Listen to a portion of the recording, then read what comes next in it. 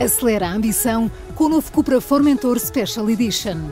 Um híbrido plug-in de 204 cavalos com até 126 km de autonomia elétrica por 33.490 € mais IVA para empresas INI. Saiba mais em cupraofficial.pt.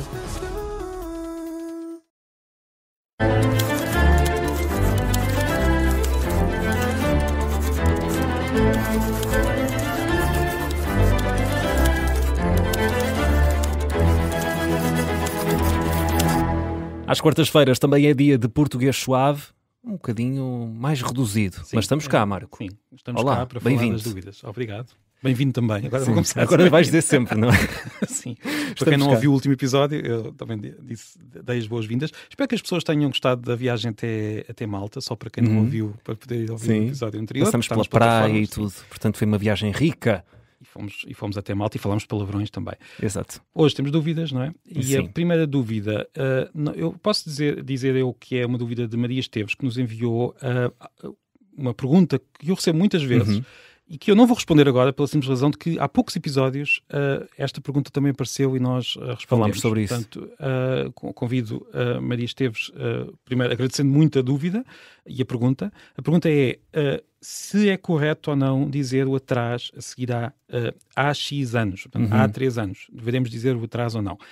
Como eu expliquei na altura, e só resumindo muito, este atraso é muito antigo, já é usado até pelos grandes escritores clássicos, permite fazer ali uma distinção. Quando nós pomos lá o atrás, quer dizer que estamos a falar de um momento no tempo. Se retirarmos o atrás, quer dizer que estamos a falar de um período, ou seja, eu vivo aqui há 3 anos, mas se eu quiser dizer o que é que aconteceu há 3 anos, posso, ou melhor, a gramática do português leva-nos a pôr lá o atrás, mas há uma espécie de regra de etiqueta da língua muito forte e que está repetida e repetida em muitos livros, em muitos textos e por muitos professores que defende que este atraso deve ser retirado sempre. E eu também não quero que as pessoas andem a irritar-se umas às outras e por isso... Fizeste questão de esclarecer tudo. Sim, esclareci tudo e proponho que sigamos essa regra de etiqueta. Agora, que aquele atrás faz parte da nossa gramática, isso faz. Exato. E há muitas pessoas a dizê-lo. E, portanto... É assim. Está esclarecido. Entretanto, também recebemos aqui uma dúvida e vamos ouvir do Francisco Fernandes. Olá, chamo-me Francisco Fernandes e sou de Vila das Aves, no Minho. Como se escreve, qual a origem e qual o significado da expressão bem cá toma? Senhor Marco Neves, você é um libertador. Tira as teias de aranha que muita gente tem na cabeça em relação à língua portuguesa. Esta nunca te tinham dito. Não. Tiras as teias de aranha à língua portuguesa. Eu agradeço muito ao Francisco esta forma tão expressiva de um grande abraço. Muito obrigado. Para a Vila das Aves. Abraço. Infelizmente tenho de dizer que eu não sei. Acontece, não é? Eu não sei a resposta. E aqui até devolvo a todos os ouvintes, se alguém ouviu a expressão, se alguém me consegue dizer que significado é que ela tem, eu tentarei depois ainda investigar um pouco mais, mas confesso que é uma expressão que não consegui. Ainda escavei um pouco, mas não consegui chegar a bom porto, mas prometo investigar mais, mas para isso eu deixo este desafio, se alguém me consegue explicar o significado desta expressão. E este é um programa inclusivo. Se souber, partilhe connosco e pronto, ficamos todos a aprender aqui neste Português Suave.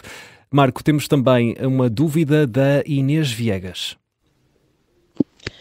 Boa noite, eu gostava de saber porque é que o nome David atualmente até tem... que eu saiba, tem 2 formas de escrever diferentes, com E e sem E no final da palavra. Nós dizemos sempre David, contudo, David sem E, digamos assim, não deveria ser pronunciado Davi, tal como nós pronunciamos Madrid, em vez de ser Madrid. Fica a minha questão. Também tenho esta dúvida, Marco. Sim, aqui há uma confusão antiga neste nome em Portugal e no Brasil. No Brasil é mais, não sei se é mais comum, mas pelo menos é comum aparecer sem o D, de facto, Davi. Mas o nome em Portugal escreve-se tradicionalmente com o D e pode ser pronunciado, e os dicionários que apresentam a pronúncia indicam as 2 pronúncias, pode ser pronunciado Davi ou David. Sendo mais comum David. Sim. A escrita com o E no fim, David com E mesmo no fim.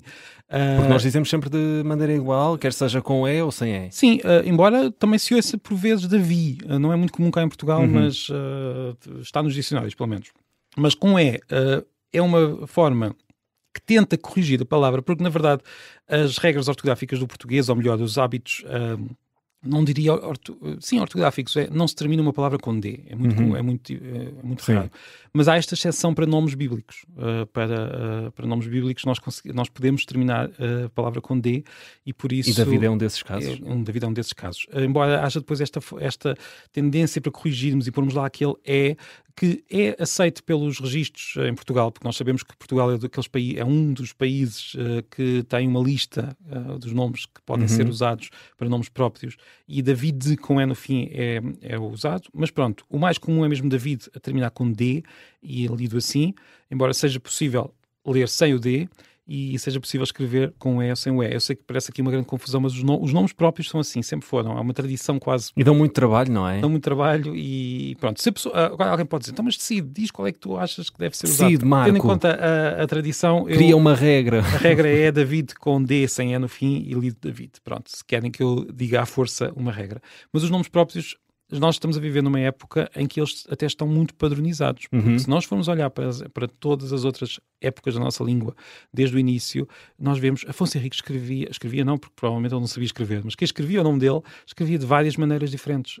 Quem escrevia o nome Duarte, nosso rei Duarte, aparecia escrito como Eduardo, como Duarte, como não sei quantas vezes, não sei quantas maneiras. Por isso, os nomes próprios estão-se a estabilizar, mas tradicionalmente sempre foram muito variáveis. E, pronto, espero ter esclarecido alguma coisa. Entretanto, vou só aqui fazer olhar aqui para os comentários do nosso último episódio de dúvidas no Spotify. Falámos da expressão literalmente, se estamos a usar demasiado o literalmente. A Tânia Sofia Oliveira diz, a minha filha adolescente usa literalmente em muitas frases e coloca um ponto de exclamação. A Carla Tabaio, acho que é assim que se diz, vamos salvar o literalmente. O literalmente está salvo, o problema não é esse. O problema é o significado que damos, sim, mas vamos salvar literalmente com o significado de literalmente, não é? O José de Sousa diz, novamente, também adquiriu um significado oposto à origem da palavra. Também falámos... Novamente? Não, novamente está a falar da expressão, ou seja, sim. Mais uma palavra que adquiriu aqui um significado oposto à palavra de origem, vamos dizer assim. O Tiago que diz, infelizmente andamos, a maior parte das pessoas... infelizmente andamos e a maior parte das pessoas não sabe usar corretamente, assim é que é. Okay. E o Rodrigo Andrade, possivelmente, eu acho que nós respondemos a uma dúvida do Rodrigo, ele diz só obrigado. Sim, o Rodrigo Andrade foi quem me pôs uma dúvida, que não era essa, acho eu. Não, acho que não era esta, não. Por isso é que eu fiquei confuso agora. Mas... Que falou comigo no Porto, ao vivo, e mando também um abraço para o Rodrigo. E pronto, nós ficamos por aqui, aliás, neste episódio de dúvidas. Se tiver dúvidas, é muito fácil. E-mail, Marco Neves? portuguessuave@observador.pt, e não me perguntes o telefone, que eu ainda não consegui. O telefone eu vou dizer 91002 41 85, 91002 41 85. Envia-nos um áudio no WhatsApp até 30 segundos com as suas dúvidas. E já estamos, ou melhor, já estamos há bastante tempo. Podemos sempre desejar boas férias a quem tem férias, não é? Pois é. Boas férias, boa praia. Fazer um especial férias. Vamos fazer um especial férias. Vamos pensar nisso. É o desafio que te trago... Não para a próxima, como que tu quiseres, quando tu quiseres, até porque ainda vem agosto, e agosto é um mês muito longo também. A origem da palavra férias, não é? Já falámos disso também há uns tempos. É sempre bom recordar também, porque lá está, ainda tivemos neste episódio a prova de que já falámos aqui de coisas, mas que vão sempre surgindo. Sim. Mas é sempre também bom relembrar que temos muitos episódios para trás e que nos podem ouvir sempre. Quem nos segue agora há pouco tempo pode sempre ir às plataformas de podcast, pôr lá no primeiro episódio e começar a ouvir tudo desafiado. E deixar-nos a classificação de 5 estrelas no Spotify e em todas as plataformas. Não se esqueça. Muito obrigado. Marco, até domingo. Um grande abraço.